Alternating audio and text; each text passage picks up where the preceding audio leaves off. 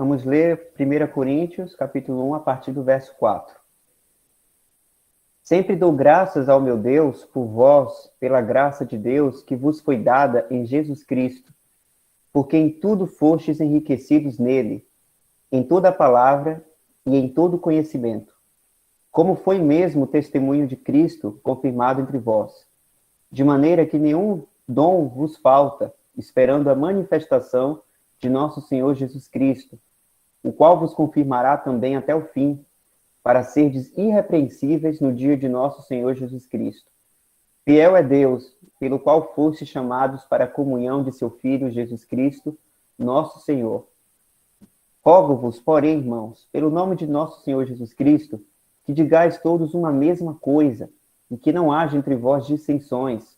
Antes, sejais unidos em um mesmo sentido e em um mesmo parecer. Porque a respeito de vós, irmãos meus, me foi comunicado pelos da família de Cloe que há contendas entre vós.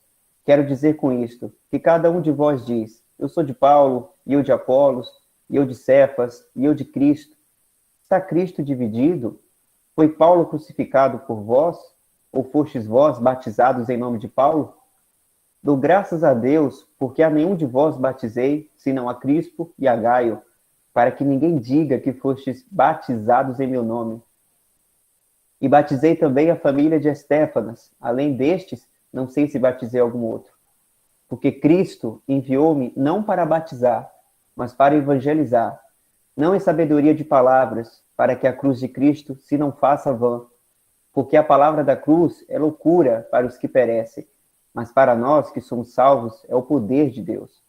Porque está escrito, destruirei a sabedoria dos sábios e aniquilarei a inteligência dos inteligentes. Onde está o sábio?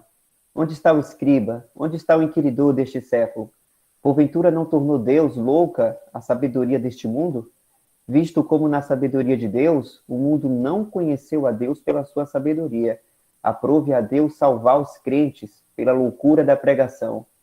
Porque os judeus pedem sinal e os gregos buscam sabedoria. Mas nós pregamos a Cristo crucificado, que é escândalo para os judeus e loucura para os gregos. Mas para os que são chamados, tanto judeus como gregos, lhe pregamos a Cristo, poder de Deus e sabedoria de Deus.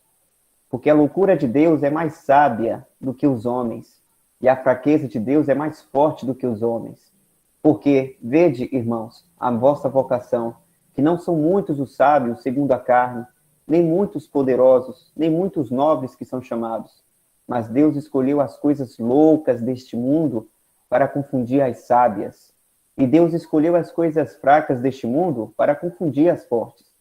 E Deus escolheu as coisas vis deste mundo e as desprezíveis e as que não são para aniquilar as que são, para que nenhuma carne se glorie perante ele.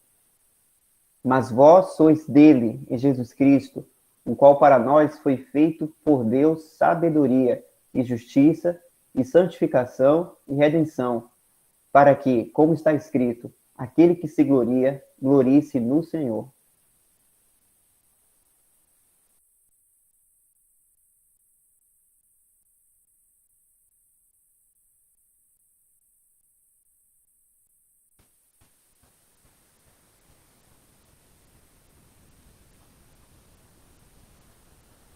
O versículo 4. O versículo 4. Sempre dou graças ao meu Deus por vós, pela graça de Deus que vos foi dada em Jesus Cristo. Aqui talvez Paulo teria dito diferente se as condições em Corinto fossem outras. Ele talvez tivesse incluído aqui, dou graças pelo amor que vocês demonstraram pelos santos da Galácia ou alguma coisa assim. Eu acho que até durante a carta, ao longo da carta, ele deve fazer algum elogio, né, da maneira deles agirem. Mas na abertura, a abertura de uma carta, ela costuma mostrar a disposição daquela assembleia. Qual o estado daquela assembleia, qual a condição pela qual eles estão passando. E nós sabemos, né, muito claramente que Corinto não era, assim, um exemplo de assembleia.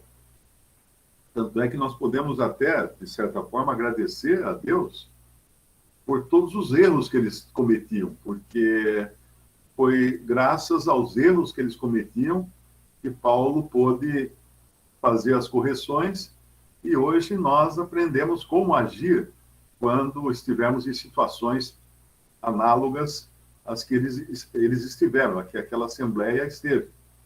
E sempre tem sido útil, né? Nós encontramos instruções úteis nessas cartas aos Coríntios, justamente porque eles estavam agindo de maneira contrária à vontade de Deus. Por exemplo, a disciplina, no capítulo 5, aprendemos muito ali com aquele fato de haver um entre eles que dormia com a madrasta, com a mulher do seu pai, com a sua madrasta. Aprendemos também porque em 1 Coríntios 11, eles não estavam celebrando a ceia do Senhor da maneira correta. E aí, então, Paulo precisa trazer uma reprimenda ali, uma correção, na maneira como celebrar a ceia do Senhor. E outras partes também, né, outros erros que eles cometeram, servem para nós hoje de ensino, para não cairmos nos mesmos erros. E aqui, quando ele fala, sempre dou graças ao meu Deus por vós, pela graça de Deus que vos foi dada em Jesus Cristo. Então, nessa graça, aqui nessas graças que Paulo dá, não tem nada deles, mas as graças são dadas pela graça de Deus que foi dada a eles em Jesus Cristo. E depois ele mostra um outro fato, né, no versículo 5 de 1 Coríntios, capítulo 1, porque em tudo fostes enriquecidos nele, em Jesus Cristo, em toda a palavra e em todo o conhecimento. Isso também não vinha deles.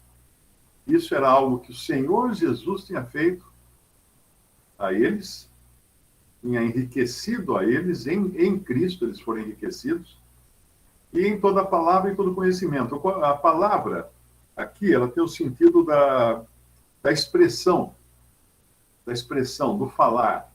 Seria mais ou menos como ele dissesse, em toda a expressão falada do conhecimento que vocês receberam.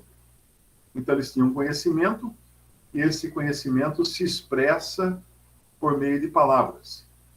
E, curiosamente, nós sabemos que ali era um lugar onde se falava muito. Tanto é que eles são repreendidos pelo falar em línguas de maneira desordenada. E é o que ele vem, no versículo seguinte, ele vai tratar desse assunto. Quando ele fala de maneira que nenhum dom vos falta. Ou seja, eles eram enriquecidos em dons. Eles não tinham falta de nenhum dom. E os dons são dados pelo Espírito Santo. Os dons são dados pelo Senhor através do Espírito Santo. E um dos dons que eles tinham, por exemplo, era o falar em línguas, né? E quando ele fala aqui no versículo 6, como o testemunho de Cristo foi mesmo confirmado entre vós, de maneira que nenhum dom vos falta. Lendo em conjunto o versículo 6 ou 7, faz mais sentido, porque nós sabemos que os dons, ou as manifestações espirituais, eram dadas como uma confirmação da fé das pessoas. Então, por exemplo, os apóstolos, eles fizeram grandes milagres e prodígios no início da igreja, porque isso era a manifestação de que o testemunho de Cristo estava sendo confirmado entre eles, como fala no versículo 6 aqui. Então, naquele princípio da igreja, era preciso que ficasse provada a atuação do Espírito Santo naquele novo movimento que Deus estava fazendo. É interessante notar isso, porque nos tempos de Israel, sempre que Deus agia em Israel com alguma grande mudança, alguma grande coisa, isso vinha com muitos milagres, que era o carimbo, a certificação de que aquilo era obra de Deus. Deus fazia o mar abrir. Quando o Senhor Jesus veio ao mundo, ele andava sobre as águas, ele mostrava as credenciais dele, como eram mostradas as credenciais do Senhor Jesus, o testemunho nele, o fato dele fazer milagres, ele fazer curas e manifestações, etc. Então, aqui também, com eles, né, eles tinham recebido muitos dons, nenhum dom vos falta, porém, aí vem um porém, né? O fato de receber um dom não significa que você tenha a liberdade para usar esse dom da maneira como você quiser. Porque o espírito dos profetas estão sujeitos aos profetas. Então, não é uma coisa assim que se manifesta a revelia de quem tem o dom. Então, ninguém pode falar assim, eu não pude me conter. Eu comecei a falar em línguas e não consegui me segurar. Não, não é assim que funciona. A pessoa tem o dom, que é uma ferramenta do Espírito Santo, e ela, então, usa para o que for útil. Quando, no capítulo 12 de 1 Coríntios, vai falar das manifestações do Espírito, é uma coisa diferente dos dons de Cristo, de Efésios, capítulo 4, que fala dos dons de Cristo, né? 1 Coríntios 12 fala das manifestações do Espírito. Ali tem um versículo que fala assim, que o Espírito Santo dá a cada um a manifestação para o que for útil. Ou seja, tem que ter uma utilidade. Tem que ter uma utilidade. O que está acontecendo aqui, o que estava acontecendo em Corinto, eles estavam usando um dom, por exemplo, que é o de línguas, de falar línguas estrangeiras. Línguas estranhas não significa que eles falavam marciano ou venusiense, língua de Vênus. Não. Eles falavam línguas estrangeiras pela manifestação do Espírito Santo neles. Mas lá em 1 Coríntios 12 fala que Deus dá, o Espírito dá as manifestações para o que for útil. Então não tinha utilidade nenhuma alguém falar, sei lá, português numa reunião lá em Corinto, se não tinha ninguém que entendesse português. Não tinha, a pessoa estaria fazendo isso só para exibir uma capacidade que ela recebeu, efetivamente ela recebeu, não estava fingindo. Mas ela estava usando de uma maneira errada, não estava usando para o que era útil. E é interessante, hoje mesmo eu recebi de uma irmã uma série de perguntas, sabe? Mas você não acha que aqueles milagres lá de Nossa Senhora, o manto de Nossa Senhora que está na igreja não sei aonde, não pega fogo, eu nem lembro como é que é, algumas coisas mágicas assim, né? Aí eu mostrei esse versículo para ela, falei assim, que utilidade tem o manto não pegar fogo? Ou que utilidade tem tal coisa, isso ou aquilo? Que são normalmente as crendices, né? Que existem não só no catolicismo, mas no pentecostalismo também. A pessoa vem e fala, você viu só que apareceu uma imagem de Jesus na parede da casa? A pergunta é, e daí? Que benefício isso trouxe? O dono da casa vai ter que pintar a casa, vai gastar dinheiro agora. Não trouxe benefício nenhum. Então é muito importante sempre fazer essa pergunta. Que utilidade tem isso? A pessoa vem e fala assim, nossa, teve um que veio e falou assim, teve um lá que me contou que ele saiu do corpo e ele subiu, foi subindo, ele via o quarto dele, ele via o corpo dele na cama, ele via as pessoas pela casa e tal. Eu disse, olha, mas que utilidade tem isso? Ele quer enxergar ele de cima, compra um drone, né? E voa por cima da casa e vê todo mundo de cima para baixo. Não tem utilidade nenhuma. Então é muito bom julgar as manifestações ou supostas manifestações pela utilidade. Pela utilidade. E aqui, então, nenhum dom faltava a eles, mas faltava a eles o discernimento de como utilizar os dons. Mas eles, pelo menos, aguardavam, né? Aqui no versículo 7, fala que eles aguardavam a manifestação do Senhor Jesus Cristo. Aqui eu não sei exatamente se é a manifestação dele, quando ele virá manifesto, trazendo todos os santos consigo, descerá do céu para estabelecer o seu reino, ou se é a espera pelo Senhor vir buscar a sua igreja. Até aí.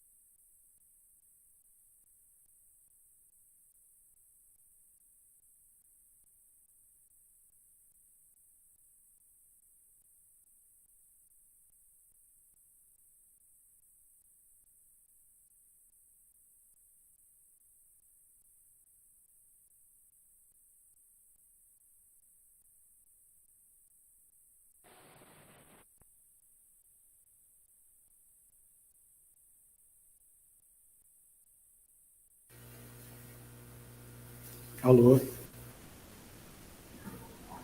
Agora, Alemão, tá dando para ouvir. Oi?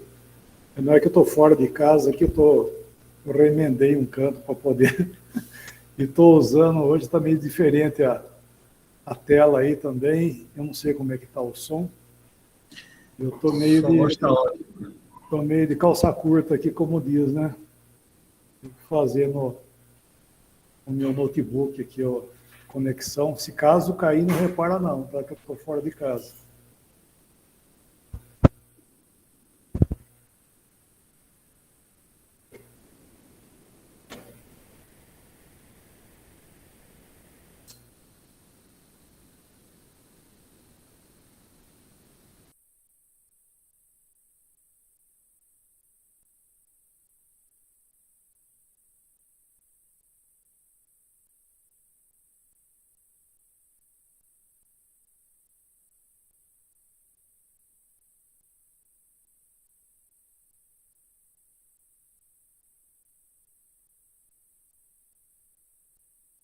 Então era interessante, né? O Mário parou de falar, é isso mesmo?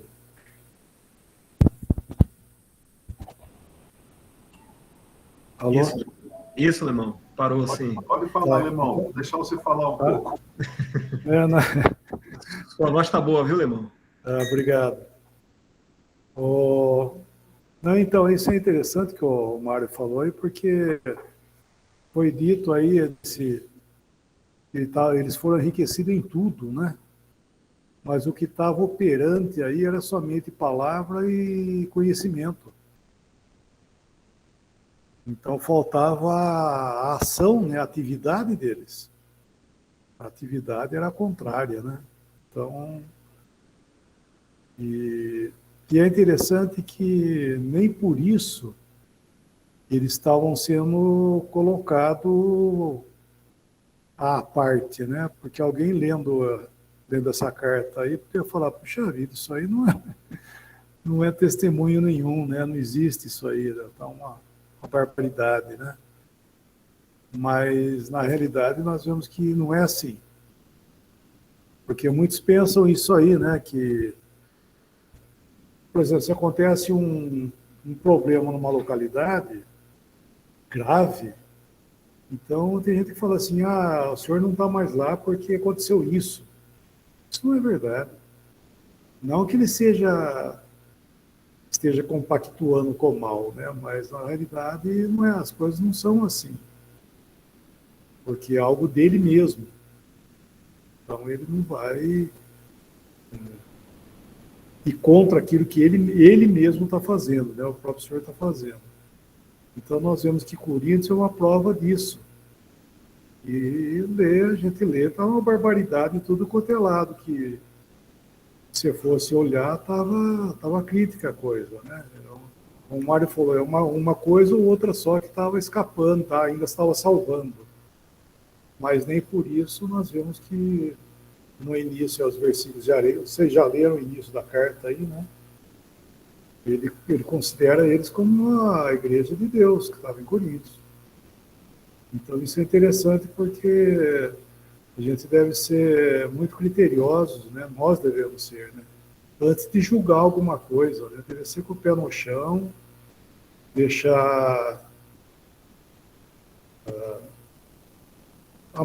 que seja manifestado, né, de uma forma correta, tem que haver um julgamento correto, para depois tomar o outro passo. Né?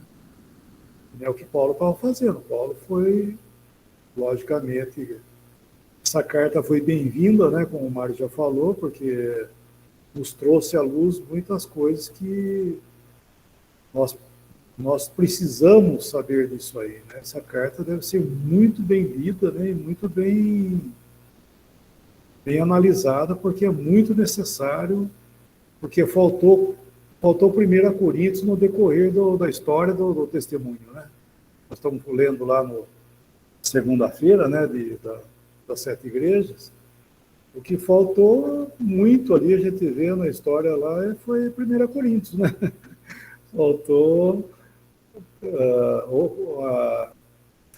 executar, né, o 1 Coríntios. E então nós vemos que mesmo assim eles são chamados aí como santificados em Cristo Jesus, chamados santos.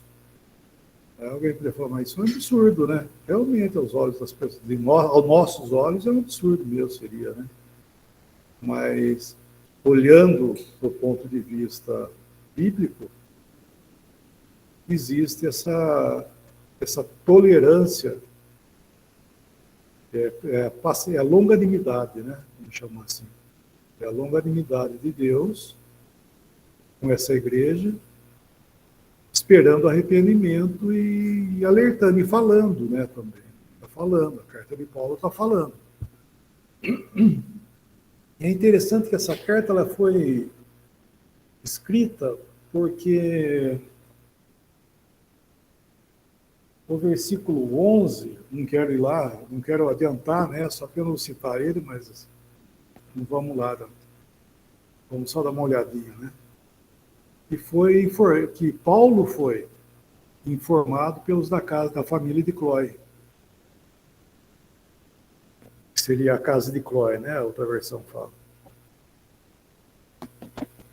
Então eles comunicaram Paulo nas coisas que estavam acontecendo. E eu acho interessante que eles estavam preocupados. Isso aí que eles fizeram é preocupação. Vamos dizer assim, não era fofoca. Eles não estavam fofocando para Paulo o que estava acontecendo lá em Corinto. Eles estavam preocupados com tudo aquilo que estava ocorrendo e eles começaram a comunicar. Por isso que, indo para frente aí, ó, por exemplo, estou completamente sem luz aqui, viu?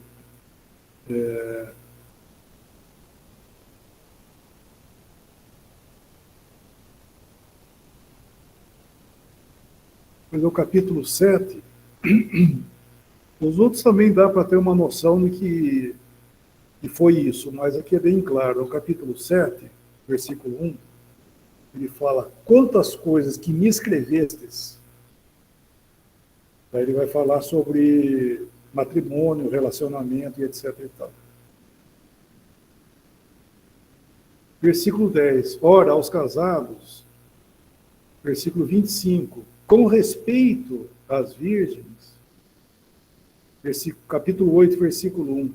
No que se refere, estou muito depressa, né? 8:1. No tocante às coisas. E assim ele vai escrevendo, né? Ele mostra que foi colocado umas pautas, vamos chamar assim, de assuntos que estavam acontecendo lá em Corinto, para Paulo. E assim ele pegou e escreveu essa carta aí para reparar a Assembleia de Corinto. E realmente isso foi muito, muito bom, né? No sentido, porque houve a segunda carta, né? Essa segunda carta foi positiva. Segunda Coríntios é uma carta positiva. Embora ele cita lá que alguns, né, não se arrependeram, mas ela foi positiva. Então, como é bom isso aí, né? Quando vem a correção e ela é bem colocada, bem aceita, vamos dizer assim. E assim foi com Corinto. Então, eles tinham tudo isso aí que nós estamos vendo nesses versículos. Nós lemos os primeiros versículos 4, 5, 6.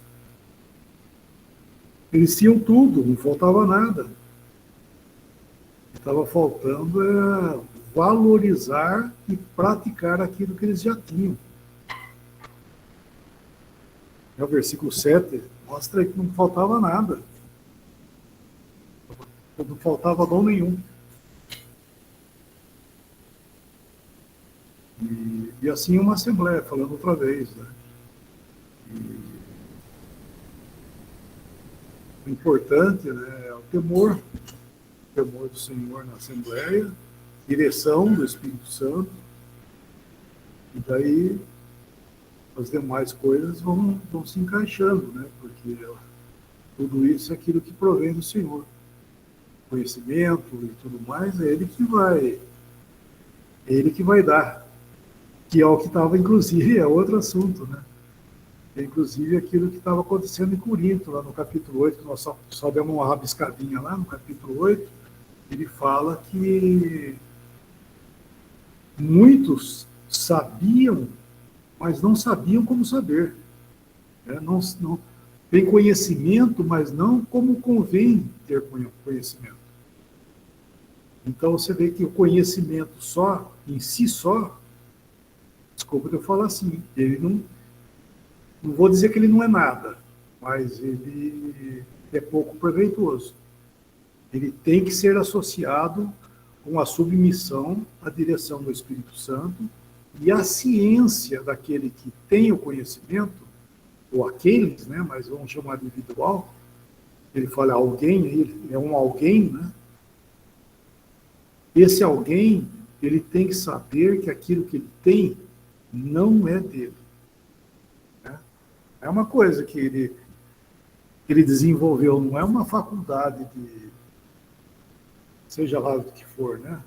Faculdade, a pessoa vai estudando, vai adquirindo conhecimento, vai passando nas provas, nas matérias, daí ele se forma. Ele se torna o quê? Ele se torna um engenheiro, por exemplo, um engenheiro eletrônico, vai?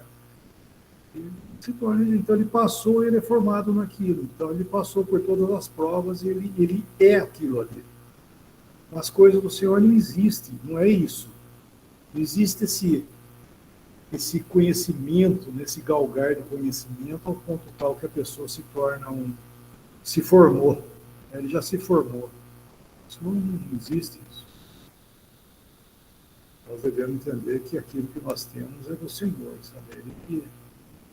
Porque nós podemos perder. O engenheiro, ele nunca vai perder teoricamente dizendo, né, de forma justa, né, ele nunca vai perder o diploma dele, porque ele é um engenheiro. Agora, o cristão que tem conhecimento, ele pode perder tudo isso aí. Viu? Se ele não andar com o temor do Senhor, ele perde tudo. A primeira coisa que ele vai perder é o discernimento. A primeira coisa que ele perde. Depois ele vai perdendo o resto.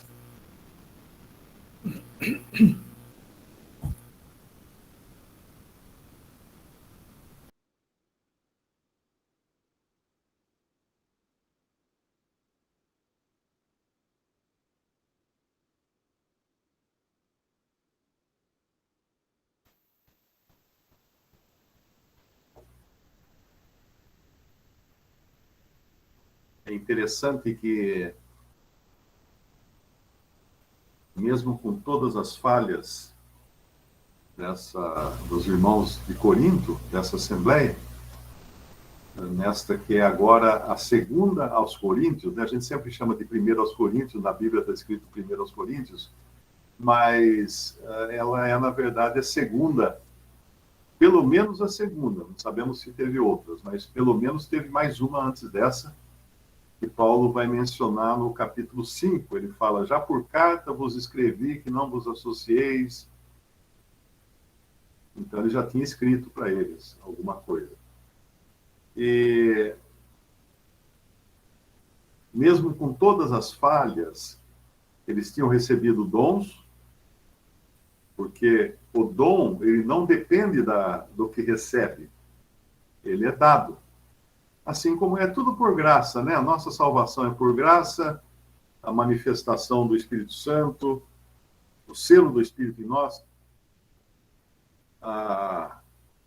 as obras que o Senhor coloca em nossas mãos para andarmos nelas, tudo é por graça. Ninguém pense que de alguma maneira obteve alguma coisa porque era mais bonito que o outro, ou estudou mais que o outro, não. É por graça.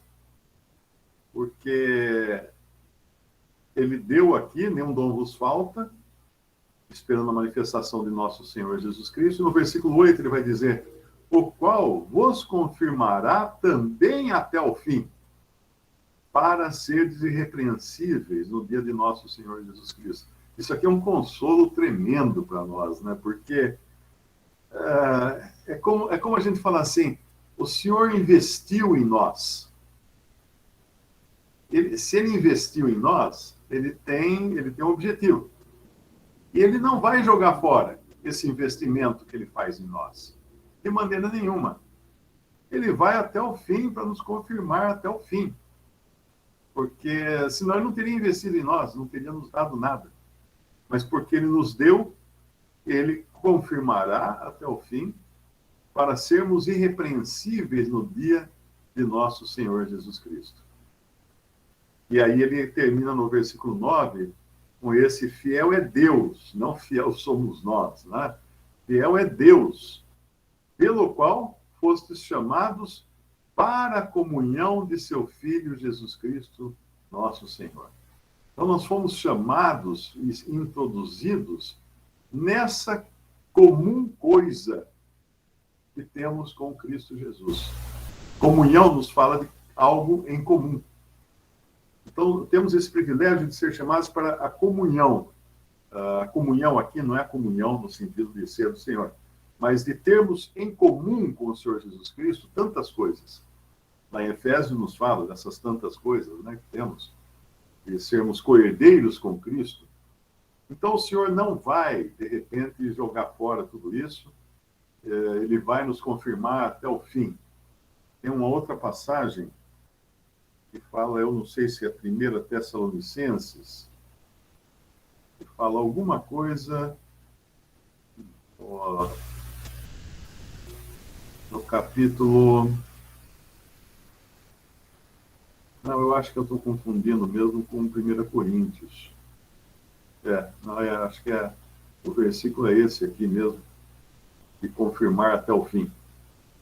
Mas é isso, até o versículo 9, então, é essa abertura, que ele vai falar do que eles receberam, do que eles tinham, e agora nas correções, depois ao longo da carta, é como se ele falasse assim, agora eu vou explicar para vocês como é que se usa essas ferramentas que vocês vão encontrar na caixa de ferramentas que Deus deu a vocês. Isso aqui é um alicate, isso aqui é uma chave de fenda, isso aqui usa para cortar fio, isso aqui usa para apertar parafuso. Então eles vão aprender agora, vão ser corrigidos, né? Porque eles estavam usando a chave de fenda para pregar prego, ou coisa desse tipo. Então eles vão aprender agora como usar cada dom da maneira correta. E aí no versículo 10, ele vai abrir um assunto que é extremamente desagradável para eles aqui, porque ele vem acompanhado de correção e bronca, né? Rogo-vos, porém, irmãos, pelo nome de nosso Senhor Jesus Cristo, que digais todos uma mesma coisa. Por que ele fala isso? Porque eles não estavam dizendo a mesma coisa. E que não haja entre vós dissensões, ou partidos, ou divisões. Por quê? Porque estavam acontecendo dissensões, estavam acontecendo divisões entre eles. Antes sejais unidos em um mesmo pensamento, em um mesmo parecer. É importante sempre lembrar que nós somos um só corpo. Mas nem sempre nós manifestamos a unidade do corpo, ou a unidade dos membros do corpo. Muitas vezes por problemas pessoais ou ou vanglória, ou um querer ser mais que o outro, e às vezes nós perdemos de vista que somos um corpo debaixo de uma só cabeça. E essa única cabeça é que deve dirigir o corpo, a menos que um membro esteja com uma cãibra, esteja com um problema no membro, que ele não consegue ser utilizado da maneira correta pela cabeça desse corpo. Então, eu estava vendo essas dissensões, essas divisões, eles não estavam falando a mesma coisa. Porque é importante a gente lembrar o seguinte, a sã doutrina, a palavra de Deus, ela só tem uma interpretação.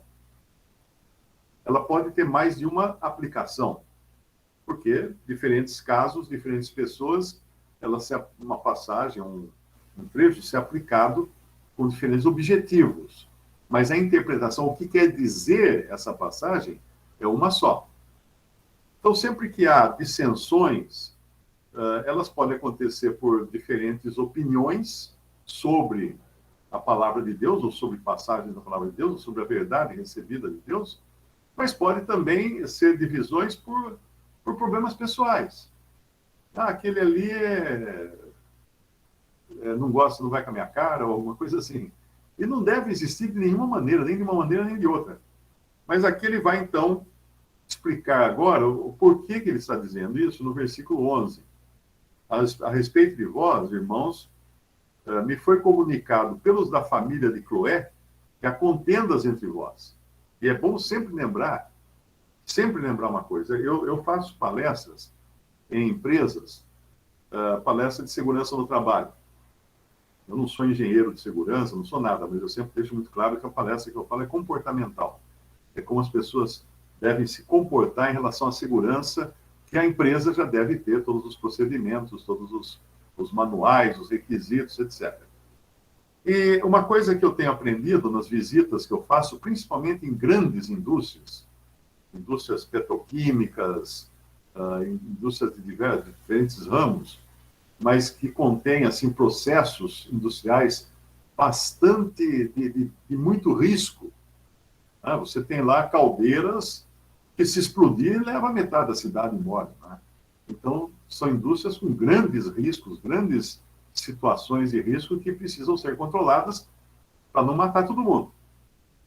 E um dos grandes problemas que são encontrados nessas indústrias brasileiras é porque no Brasil existe a cultura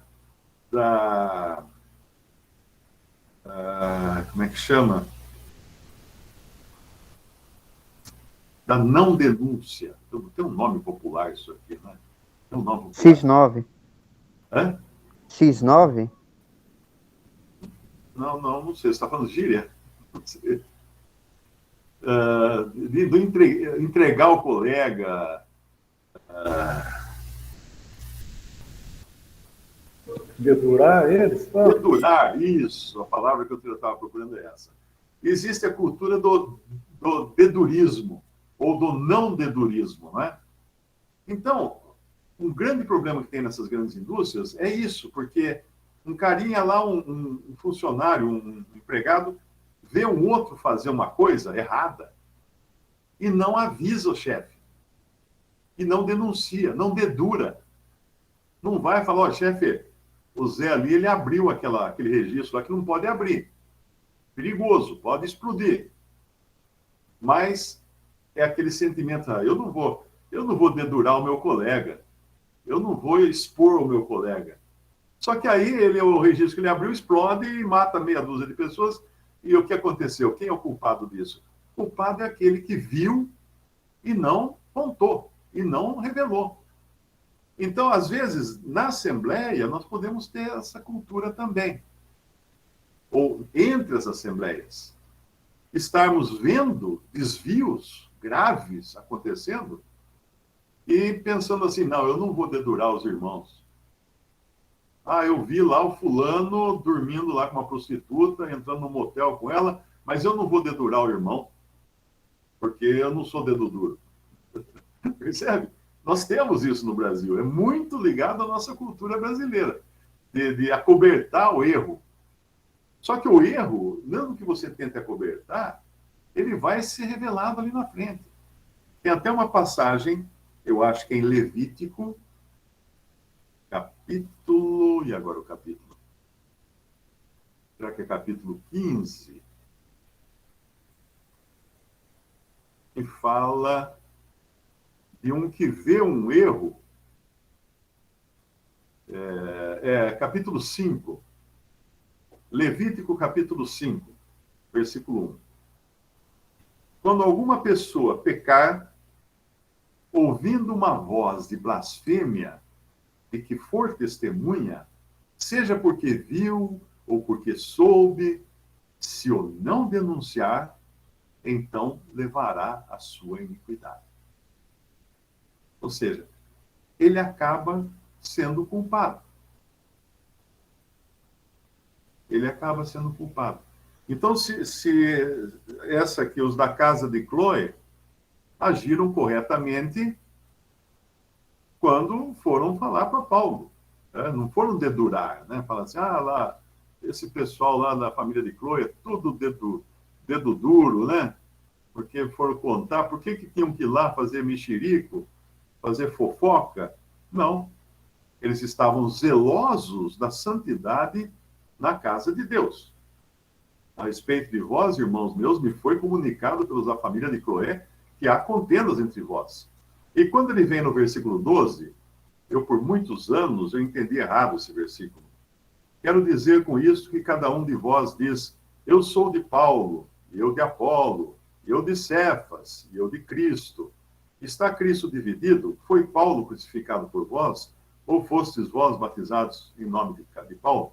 Eu sempre achava que isso aqui é porque eles estavam efetivamente falando eu sou de Paulo e eu sou de Apolo, e eu sou de Cefas. Eles podiam também estar falando isso.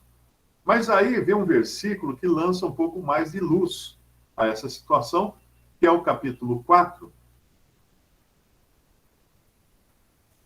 no versículo 6, quando Paulo escreve assim, eu, irmãos, apliquei estas coisas por semelhança a mim e a Apolo, por amor de vós, para que em nós aprendais a não ir além do que está escrito, não vos ensoberbecendo a favor de um contra outro. Então, poderia estar acontecendo, não digo que não aconteceu, né? Que eles poderiam estar tanto formando partidos em torno de um dos apóstolos, um ou mais apóstolos, mas eles poderiam estar formando partidos também em torno de líderes que se levantavam entre eles. Tipo o João e o Sebastião. Né? Eu apliquei, irmãos, essas coisas por semelhança a mim e a Apolo, por amor de vós, para não falar mal do João e do Sebastião, que são os que estão sendo tomados como líderes no meio dos irmãos. Então, basicamente, essas duas coisas poderiam estar acontecendo. Mas Paulo, por amor, para não revelar quem eram os pivôs das divisões e das dissensões que ocorriam ali, ele usou o nome dele e usou o nome de Apolo. Mas ele traz logo no versículo 7 do capítulo 4, mais um ensino, que é basicamente o que já tinha deixado claro no primeiro capítulo, que tudo que nós temos não vem de nós. É dom, é graça, é dádiva de Deus. Nenhuma coisa nós podemos nos gloriar dela. Ele fala isso. Porque quem te faz diferente, em 1 Coríntios 4, 7, porque quem te faz, ou seja, quem te diferencia, né? Por que você sabe violão e o outro sabe tocar piano? Porque alguém ensinou vocês. Um ensinou você a tocar violão, outro ensinou você a tocar piano. Então, nenhum de vocês aprendeu sozinho. É mais ou menos isso aqui. Porque quem te faz diferente, quem te diferencia? E que tens tu que não tenhas recebido? Ou seja, o que você está se gabando de ter aí, que poderia ser considerado seu, que você tirou de si mesmo? Nada. Que tens tu que não tenhas recebido? Como é que você aprendeu o piano ou o violão se não foi por um professor de piano ou professor de violão? Porque eu estou usando esses exemplos bem primários, né, irmãos? Por favor, não vão Não vou amanhã sair por aí procurando o dom de tocar violão ou o dom de tocar piano. Não é disso que eu estou falando. Estou dando um exemplo de coisas que nós não temos em nós. Os dons do Espírito, as manifestações do Espírito, não são coisas, não são atributos naturais do crente. É muito comum nós falar assim, nossa, aquela irmã recebeu o dom de cantar. Não tem dom de cantar, né? Pelo menos que eu saiba na Bíblia. O dom de cantora. Não tem o dom de cantora. Essa aqui tem o dom, tem o dedo verde, né? Que planta uma rosa, a rosa nasce. Não, isso são capacidades naturais da pessoa. Ela nasce com essa capacidade. Tem nada de espiritual nisso, nada a ver. Mas os dons, sim, têm a ver. Os dons se manifestam porque eles são dados pelo Espírito. Então, quem te faz diferente? E que tens tu que não tens recebido? E se o recebeste, por que te glorias? Ou seja, se não veio de si mesmo, mas você recebeu de Deus, isso, por que você gloria como se não houveras recebido? Como se fosse uma coisa que você conquistou por esforço próprio. Né? Então ele vai lá no capítulo 1 de novo, falar desse problema das dissensões, e que cada um estava dizendo sobre Paulo, sobre Apolo, sobre Cefas, eu de Cristo, e ele vai aí mais longe, ele fala, está Cristo dividido, e entre esses nomes que ele coloca aqui, é interessante ele colocar o nome de Cristo, né? E eu de Cristo, porque isso aqui denota também que pode existir no nosso coração a ideia de que nós somos mais de Cristo do que nossos irmãos. A gente olhar em volta e falar assim, tem ninguém fiel como eu. Não tem nenhum que, olha, é que nem aquela mãe no desfile de 7 de setembro, ela olhar assim, um batalhão de soldados, 10 mil soldados marchando, e ela fala assim, olha só o meu filho está com o passo certo. Né? Então, não tem isso. Na realidade, ninguém pode se gabar nas coisas de Deus. Ninguém pode dizer, eu fiz isso, eu fui aquilo, eu fiz aquilo outro. Uma das cenas mais patéticas, mais tristes que eu já vi, eu costumava sair na hora do almoço, eu trabalhava na companhia do metrô, ali na Rua Augusta, em São Paulo, e tinha uma vez por semana, eu ao invés de almoçar, eu comia um bolinho no bar da esquina, e usava o horário do almoço para ir até a Santa Casa. É a Santa Casa, que fica ali no bairro de Santa Cecília, dava para ir a pé, descendo a Avenida São João, que é São João, dava um passo rápido, dava para chegar lá na Santa Casa, e eu entrava por uma entrada paralela lá, né, sem passar até pela recepção, e já ia de quarto em quarto distribuindo folheto para os doentes, para os internados. E folheto para eles, folheto para eles. E às vezes, algum me parava para perguntar alguma coisa. E uma das cenas mais tristes que eu vi foi um dia que eu entrei num quarto, só tinha uma cama, e um homem deitado na cama, e assim uma poça de urina debaixo da cama dele. Pelo jeito, ninguém vinha cuidar, ninguém estava trocando ele, nada, né? Eu entrei, eu dei o folheto para ele, o homem está virado, sabe? Ele disse que ele era pastor, mas ele está virado. E ele está virado porque a igreja abandonou ele. A igreja me abandonou, os irmãos me abandonaram, ninguém me visita, ninguém me ajuda, ninguém não sei o quê. E eu fiz isso, eu fiz aquilo, fui eu quem fez isso, fui eu quem fez aquilo. Aí ele começou uma lista de obras que ele tinha feito naquela igreja, e agora ele estava desapontado porque não estavam dando a recompensa para ele, que ele achava que era justo ele ser tratado de uma maneira melhor do que aquela que ele estava sendo tratado ali. E foi uma cena muito triste, porque se ele fez a vida inteira buscando uma recompensa, deu com os burros na água, como se fala, porque não é para isso que alguém faz a obra do Senhor, não é? Nós fazemos para o Senhor e não para homens.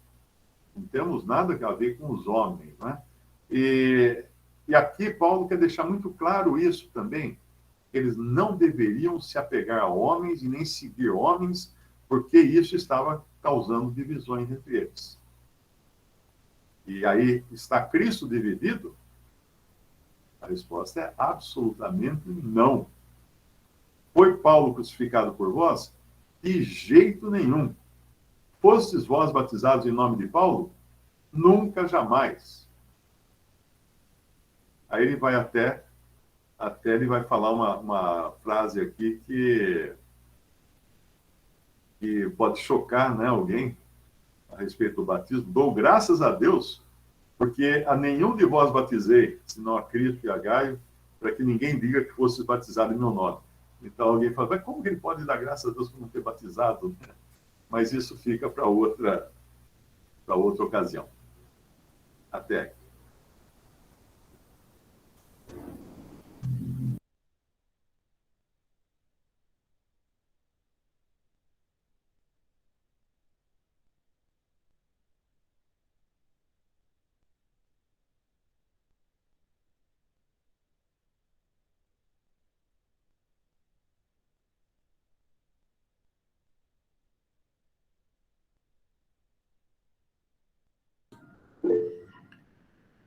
Mário, meu irmão aqui levantou a mão. José Nilton. Eu só queria fazer um comentário rápido aqui, Mário, que eu sempre achei interessante, né? Deixa eu tirar aqui o compartilhar. Deixa eu compartilhar de novo aqui.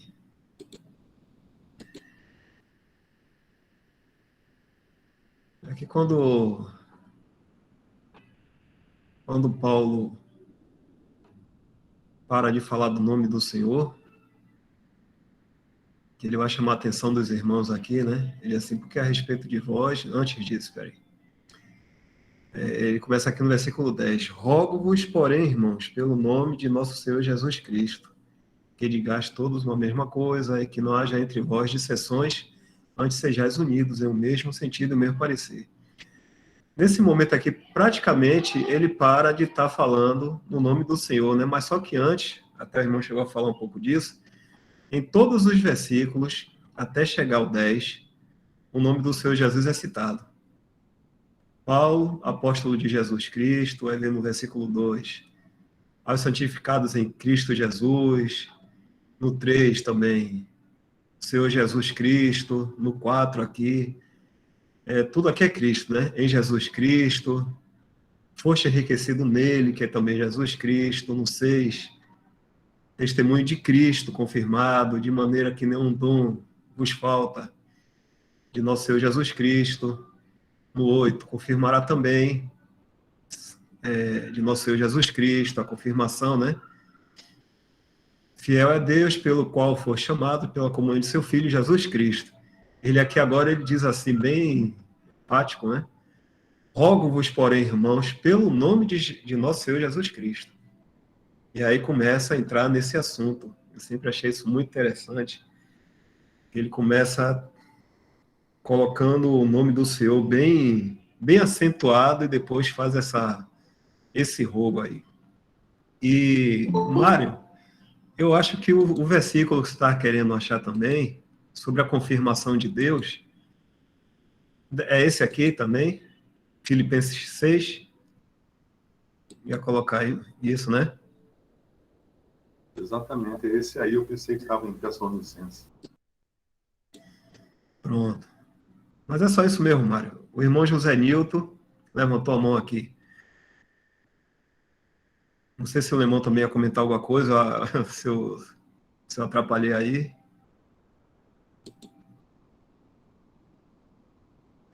Já viu no chat aí, José Nilton? Cadê o Lemão? Tá online, Lemão?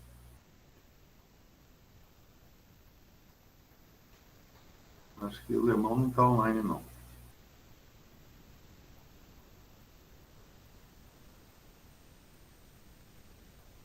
Não está. O Lemão não está mais aqui. Luci, Luzia, M, Malva. Saiu. Tá. Foi. Saiu. Então agora vamos falar mal do Lemão, né? Para aproveitar aqui. Opa! Bom, vamos então responder a pergunta do José Nilton, ou qual era a sua intenção? Não, fica à vontade agora. Que ele levantou a mão aqui. Eu só queria fazer aquele comentário, mas não sabia se o Lemão também ia comentar, mas ele não está mais. O José Newton perguntou a respeito da Assembleia de Corinto. Em pouco tempo, eles começaram a se desviar dos padrões de conduta e de doutrina que o apóstolo Paulo havia estabelecido por ocasião da sua fundação. Eu não diria ocasião de sua fundação. Às vezes a gente precisa tirar um pouco da ideia, o costume denominacional de fundar igrejas, né? Como se fosse assim, Paulo ia num lugar, chamava um monte de gente, hoje nós vamos inaugurar aqui uma igreja e fazer algo assim. Eu acho que as coisas iam acontecendo naturalmente, então ele chegava num lugar e 1, 2, 3, 4 pessoas se agregavam ali, aí começavam já como uma assembleia, a partir o pão e tudo, e esse ensino não era despejado sobre eles de uma maneira assim que, tá aqui, ó, o conhecimento todo, tudo que vocês precisam saber está aqui, ó, nesse manual aqui, ó. Eu acredito que vinha aos poucos, porque os dons do Espírito Santo eram agregados também com aqueles que iam chegando. E com isso ia se formando. Agora, já devia ter um tempo aqui de existência, essa Assembleia, porque eles já tinham saído da fase do primeiro amor, de receber as coisas com alegria, e já tinham passado para a fase das guerras internas, das dificuldades, e dos erros e dos enganos, e até mesmo da inserção ou a intromissão de falsos mestres e falsos doutores e falsos apóstolos. Porque Paulo vai mais adiante, num dos capítulos mais adiante, e também na 2 Coríntios, falar daqueles que se denominavam apóstolos e não eram. Então, por que Paulo iria falar isso para os coríntios? Porque devia existir no meio deles alguns que se introduziram ali já e trazendo doutrinas perniciosas. Então, uma das necessidades numa assembleia, e aí entra a questão do discernimento também, é a dos vigilantes, dos porteiros, como existiam os porteiros no templo, ou mesmo em Jerusalém, né, nos muros de Jerusalém. Nós encontramos lá em Neemias, não é em Neemias, é no outro livro, juntinho de Neemias. Memória foi embora pro vinagre aqui. Neemias, Esdras. Eu acho que em Esdras, que eles estavam reconstruindo os muros de Jerusalém e colocaram porteiros para impedir que o inimigo viesse entrar, atacar, né? E os porteiros tinham uma missão, podemos até abrir lá, ver se eu consigo encontrar aqui. Mário, vê se não é Neemias 7 mesmo. Neemias, isso, é Neemias 7. Versículo 3. Nada como ser jovem e ter o cérebro funcionando. Obrigado, Mário. 50. Depois de um tempo. Mas uma das bênçãos do esquecimento, sabe que é uma coisa, né?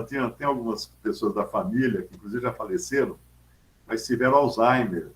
E ficaram um bom tempo assim com Alzheimer e não reconheciam mais ninguém, e dava risada de tudo. A pessoa que era muito crítica antes, muito rimenta, de repente ficou feliz. E ria de tudo que estava acontecendo, cumprimentava você como se fosse a primeira vez, né? Ah, você quem que é? Eu sou o Mário. Ah, você é o Mário. Ah, tá. 5 minutos depois, quem é você? O Mário. Ah, o Mário. Então, na realidade, a pessoa parecia que estava feliz agora, porque esqueceu. Esquece não só as coisas naturais do dia a dia, mas esquece também as birras, as brigas, as mágoas, todas as más memórias, vai tudo embora. Então, existe uma certa bênção na velhice, além de você poder assistir de novo aquele filme. Eu me pego, às vezes, no fim de um filme, eu paro e falo assim, eu já vi esse filme. Eu já assisti? Não é possível. Eu já assisti, mas não lembro como termina. Deixa eu terminar para ver. Então, por isso que é bom ser jovem, para lembrar esses versículos, como esse aqui de Neemias, então. no capítulo 7, versículo 3, e disse-lhes: não se abram as portas de Jerusalém até que o sol aqueça. O que é o sol aqueça? O sol a pino. O sol do meio-dia. É o sol mais quente. E enquanto os que assistirem ali, os que estiverem cuidando das portas, permanecerem, fechem as portas e vós trancai-as, e ponham-se guardas dos moradores de Jerusalém, cada um na sua guarda e cada um dentro da sua casa. Então, o que acontecia ali? Na reconstrução dos muros e depois do templo também, aqui foi depois que o muro foi edificado, né? Levantei portas, é o versículo 1 que ele está falando isso. E foram estabelecidos os porteiros, os cantores e os levitas. Era preciso vigiar. E muitas vezes não há vigilância. E aqui Corinto pode ter passado por esse problema da falta de vigilância, como ele vai denunciar lá em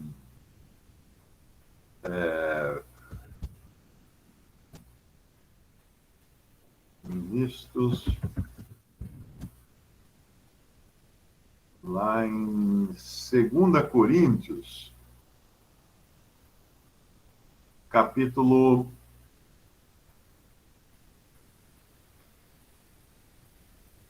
11, versículo 12.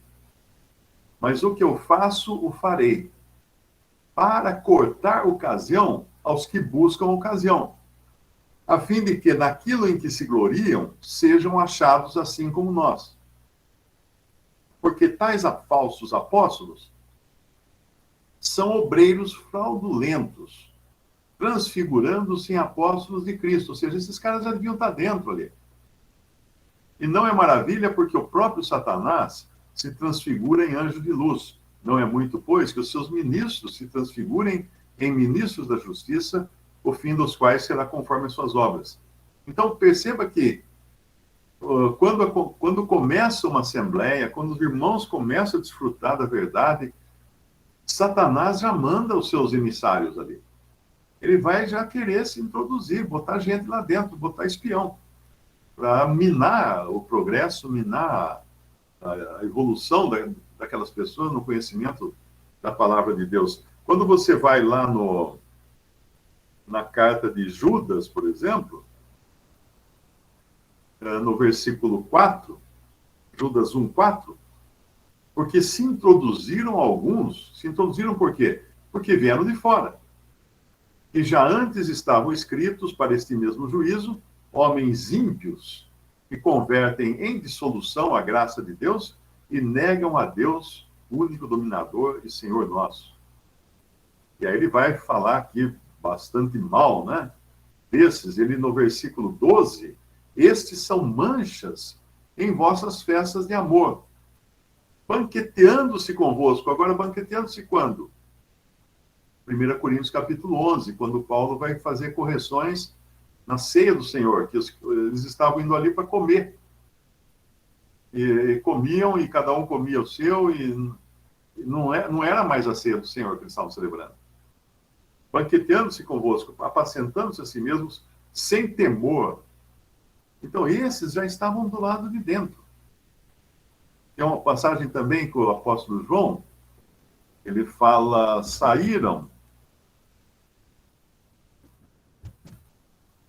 no capítulo 1 João, capítulo 2, versículo 18, filhinhos, é já a última hora.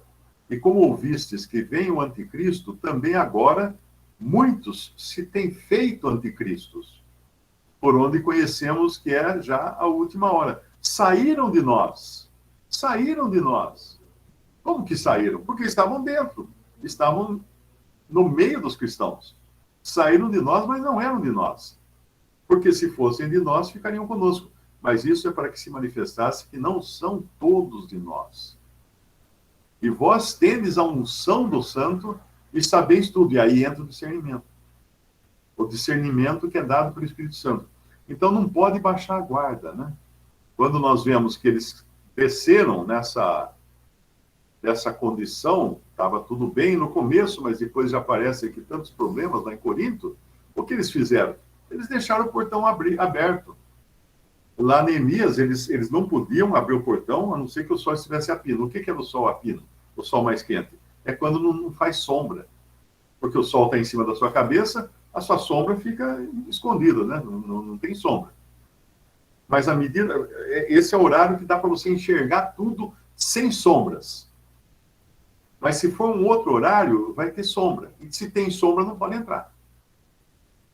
Isso é muito importante para entendermos também a disciplina e o certo rigor que existe, não apenas em se receber alguém à comunhão, numa assembleia, mas também em permitir o ministério. Porque a maneira do diabo se introduzir no meio dos cristãos não é trazendo prostitutas para reunião ou coisa assim, não é isso. É falando. É falando, é ministrando. Ministrando erros, mentiras, má doutrina. Ele vai semear, assim, a colocar a semente de dúvida também na cabeça dos que estão ali. Então, é esse o... Se perguntar como é que foi que eles degringolaram, né?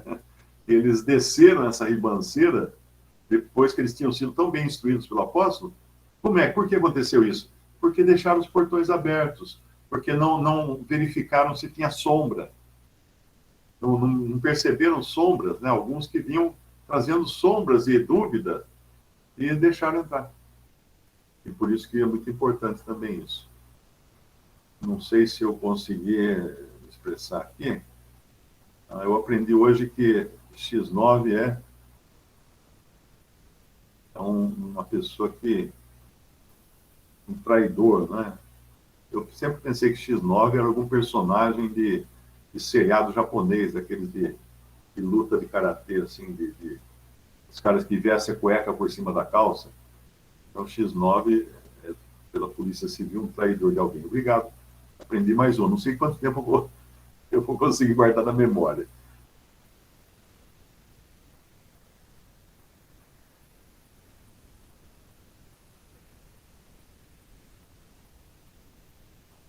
O José Newton perguntou também se nós podemos comparar essas atitudes, essa corrupção que entrou na igreja em Corinto com a conduta do povo de Israel quando eles saíram do Egito e tiveram que andar 40 anos no deserto para aprender o que Deus desejava. Bom, no caso de Israel, ou dos hebreus, né, porque ali ainda não... eles eram os hebreus que escaparam, né, foram libertos do Egito. Eles traziam junto a eles um mundaréu de gente, não eram só ali hebreus. Porque a hora que muitos escravos viram aquele povo, o portão abrir e o povo sair, o que eles fizeram? Vou nessa. Vamos nessa, né? É como está acontecendo agora, lá no Afeganistão. Levaram muitos, né? Do Afeganistão, levaram para a Europa. Mas chegando na Europa, eles estão agora verificando as pessoas.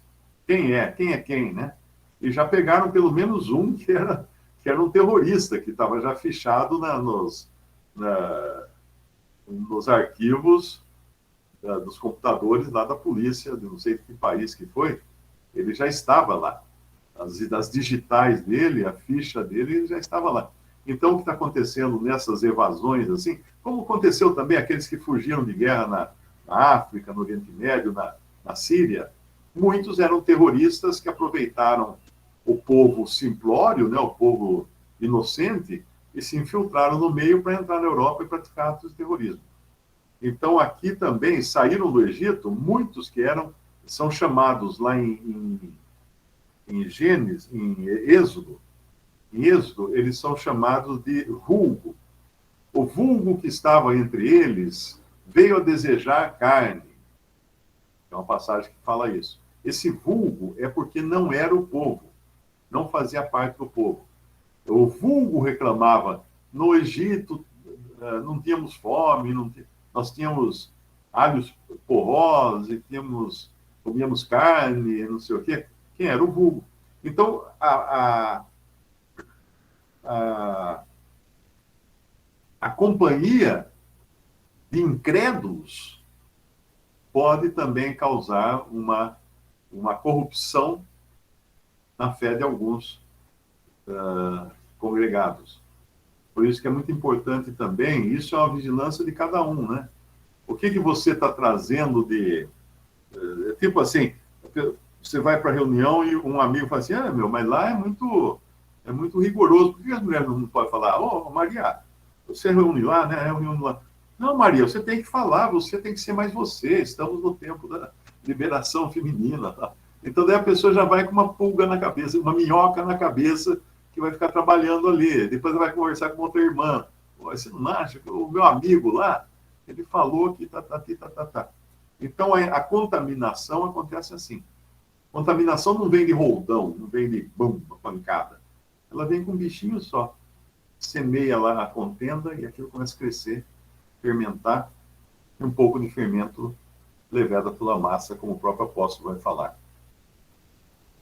Mas é isso. Eu acho que estamos já em Brasília, são 21 horas e 28 minutos. Apareceu aqui um aviso que o Diogo saiu da reunião, então acho que isso é um aviso, não é não?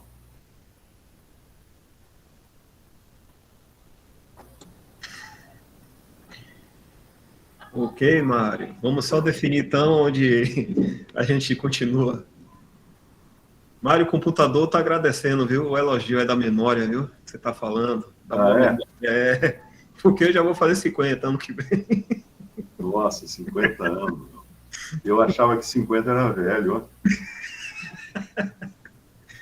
Meu cunhado, quando fez 50 anos, a gente comentava em casa, nossa, o Breno fez 50 anos, olha só como ele ficou velho.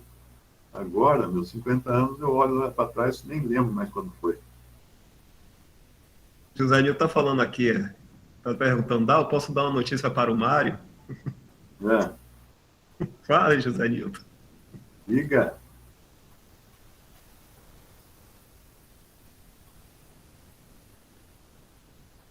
Aquele bilhete estava premiado, é isso?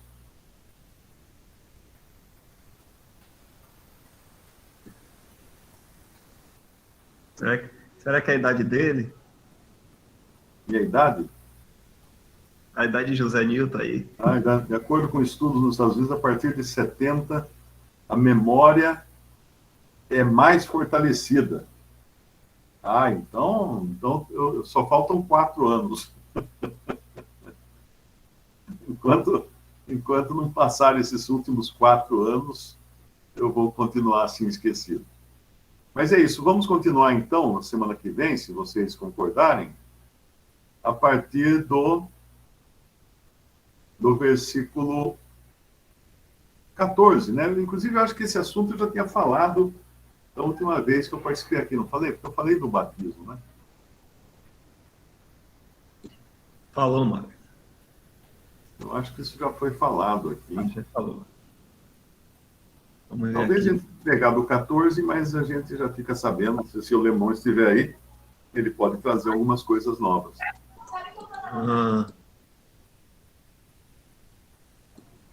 Deixa eu ver aqui. Marca 14, então.